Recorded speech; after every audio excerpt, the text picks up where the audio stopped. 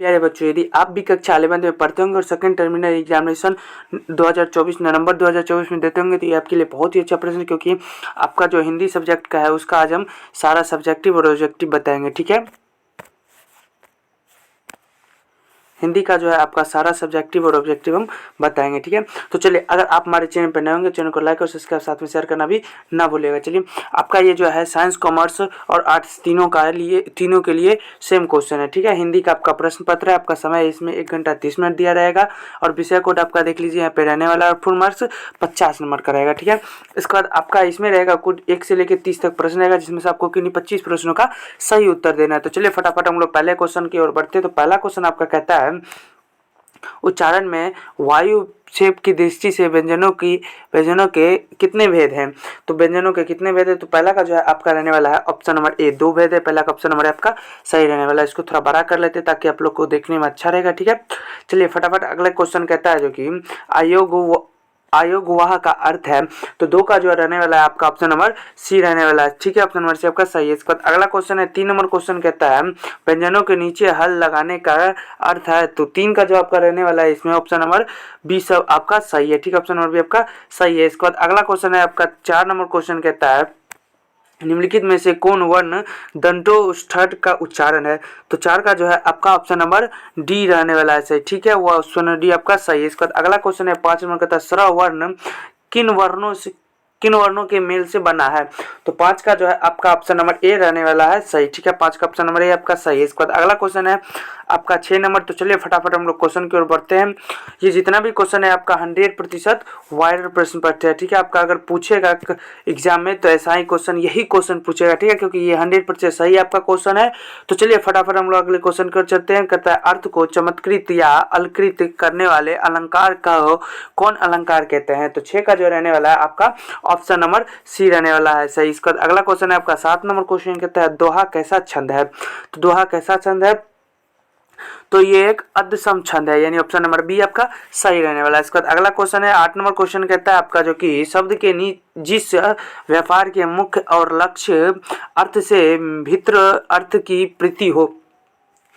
तो 8 का जो रहने वाला है आपका ऑप्शन नंबर डी सही होने वाला है। ठीक है, इसका अगला क्वेश्चन आपका है 9 नंबर क्वेश्चन कहता है, श्रृंगार रस का अस्थायी भाव है। जो श्रृंगार रस है उसका अस्थायी भाव क्या है? तो 9 का जो है आपका ऑप्शन नंबर ए सही रहने वाला है। ठीक है, इसी प्रकार का आपका अगला क्वेश्चन है 10 नंबर क्वेश्चन कहता है, निम्नलिखित में से कौन शुद्ध वाक्य है? तो 10 का जो रहने वाला आपका ऑप्शन नंबर बी आपका सही रहने वाला है। ठीक है, चलिए फटाफट हम लोग अगले क्वेश्चन की ओर बढ़ते हैं। 11 नंबर क्वेश्चन कहता है, तुम जाओ यह किस वाक्य का उदाहरण है? तो 11 का जो है आपका ऑप्शन नंबर बी आज्ञावाचक वाक्य हो जाएगा। ऑप्शन नंबर बी सही हो जाएगा। इसका अगला क्वेश्चन है 12 नंबर कहता है, प्रसून किसका पर्यायवाची शब्द है? तो 12 का जो रहने वाला है आपका ऑप्शन नंबर सी सही, फूल का ऑप्शन नंबर सी आपका सही हो जाएगा। इसका अगला क्वेश्चन है कहता है, गुलर का फूल होना मुहावरे का अर्थ है। तो 13 का जो है आपका ऑप्शन नंबर डी हो जाएगा सही। ठीक है, ऑप्शन नंबर डी आपका सही हो जाएगा। चलिए अगला क्वेश्चन हमारा 14 नंबर क्वेश्चन कहता है, तो फटाफट अगर आप हमारे चैनल में नए होंगे तो चैनल को लाइक और सब्सक्राइब साथ में शेयर करना भी ना भूलिएगा। तो 14 नंबर क्वेश्चन हमारा कहता है, ऐतिहासिक शब्द का विलोम है। तो 14 का जो रहने वाला आपका ऑप्शन नंबर डी सी सही हो जाएगा। ठीक है, इसके बाद अगला क्वेश्चन है 15 नंबर क्वेश्चन कहता है, प्रत्युपकार शब्द में कौन समास है?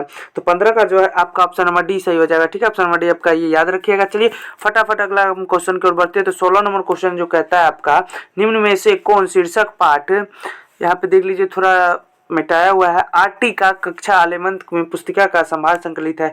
तो 16 का जो रहने वाला है आपका ऑप्शन नंबर ए रहने वाला है सही। ठीक है, इसका अगला क्वेश्चन है 17 नंबर कहता है, चलचित्र शीर्षक पाठ की विधा है। तो 17 का जो है आपका ऑप्शन नंबर बी सही हो जाएगा, कहानी ऑप्शन नंबर बी आपका सही हो जाएगा। इसके बाद अगला क्वेश्चन है आपका 18 नंबर क्वेश्चन कहता है, जो कि भोला पासवान शास्त्री का जन्म किस राज्य में हुआ था? तो भोला पासवान शास्त्री था उसका जन्म किस राज्य में हुआ था? तो 18 का जो है आपका रहने वाला है ऑप्शन नंबर सी सही हो जाएगा, बिहार में। इसके बाद अगला क्वेश्चन है 19 नंबर क्वेश्चन कहता है, विमान यात्रा के दौरान लेखक भोला पासवान शास्त्री प्रायः किस दर्द के? तो 19 का जो है आपका रहने वाला है ऑप्शन नंबर बी आपका सही हो जाएगा। ठीक है, ऑप्शन नंबर बी आपका सही हो जाएगा। इसके बाद अगला क्वेश्चन है आपका 20 नंबर कहता है, देख लीजिए यहाँ पे आपका internal examination 11th second internal examination है। ठीक है, तो इसके बाद अगला क्वेश्चन है आपका 20 नंबर क्वेश्चन जो आपका कहता है जो कि झंकार शीर्षक पाठ के रचनाकार हैं, तो 20 का जो है आपका ऑप्शन नंबर 20 का जो है आपका ऑप्शन नंबर 20 सही होने वाला है। ठीक है, इसके बाद अगला क्वेश्चन है आपका 21 नंबर। चलिए फटाफट क्वेश्चन को बढ़ते हैं। तो कहता है निम्नलिखित में शीर्षक पाठ में राष्ट्रीयता, देश देशोत्तरती व जातीय उत्थान के लिए कौन 21 का जो है आपका रहने वाला ऑप्शन नंबर डी सही है। इसके बाद अगला क्वेश्चन है हमारा 22 नंबर क्वेश्चन कह रहा है आपका जो कि पाठ्य पुस्तक में संकलित सजोबाई के प्रथम पद में ईश्वर के किस रूप का चर्चा किया गया है। तो 22 का जो है आपका ऑप्शन नंबर ए होने वाला है सही। ठीक है, इसके बाद अगला क्वेश्चन है 23 नंबर कहता है कर प्रहार कहा है कहाँ, कर प्रहार हाँ कर प्रहार तू। तो इसका जो है ये पंक्ति कहता है शीर्षक पाठ की पंक्ति है। कौन सा शीर्षक पाठ की पंक्ति है। तो इसका जो है आपका ऑप्शन नंबर बी हो जाएगा। ठीक सही। ठीक है, ऑप्शन नंबर बी आपका सही हो जाएगा। इसके बाद अगला क्वेश्चन है 24 नंबर क्वेश्चन जो कहता है भारत दुर्गमा शीर्षक पाठ के भारतु भारत की दुर्दशा न देखे पाने की। तो 24 का जो है आपका ऑप्शन नंबर बी रहने वाला है सही। ठीक है, इसके बाद अगला क्वेश्चन है आपका 25 नंबर क्वेश्चन। तो 25 का जो है आपका ऑप्शन नंबर बी आपका सही हो जाएगा। ठीक है, 25 का आपका ऑप्शन नंबर बी सही हो जाएगा। इसके बाद अगला क्वेश्चन है 26 नंबर कहता है कवि मैथिली शरण गुप्त अज्ञातों को चिंता किए बिना किसको ऊंचा उठने देते हैं। तो 26 का जो है आपका ऑप्शन नंबर इसका भी बी हो जाएगा। झंकार का ऑप्शन नंबर बी आपका सही हो जाएगा। इसका अगला क्वेश्चन है 27 नंबर क्वेश्चन कहता है नरसिंह जी का मारा शीर्षक ग्रंथ किसको रचना है। तो 27 का जो है आपका रहने वाला है 27 का जो है आपका ऑप्शन नंबर बी रहने वाला है सही। इसका अगला क्वेश्चन है आपका 28 नंबर क्वेश्चन जो कहता है मीरा की तुलना भारतीय साहित्य में किससे की जाती है। तो 28 का जो रहने वाला आपका ऑप्शन नंबर बी सही रहने वाला है। ठीक है, इसके बाद आपका अगला क्वेश्चन है 29 नंबर क्वेश्चन। तो चलिए फटाफट हम लोग क्वेश्चन की ओर बढ़ते हैं। तो प्यारे बच्चों, अगर आप हमारे चैनल में नए होंगे चैनल को लाइक और सब्सक्राइब जरूर कर दीजिएगा, क्योंकि आप चलिए 29 नंबर क्वेश्चन आपका कहता है जो कि पथेर पांचाली फिल्म घोर आर्थिक संघर्षों के बीच कितने वर्षों में बनकर तैयार हुआ।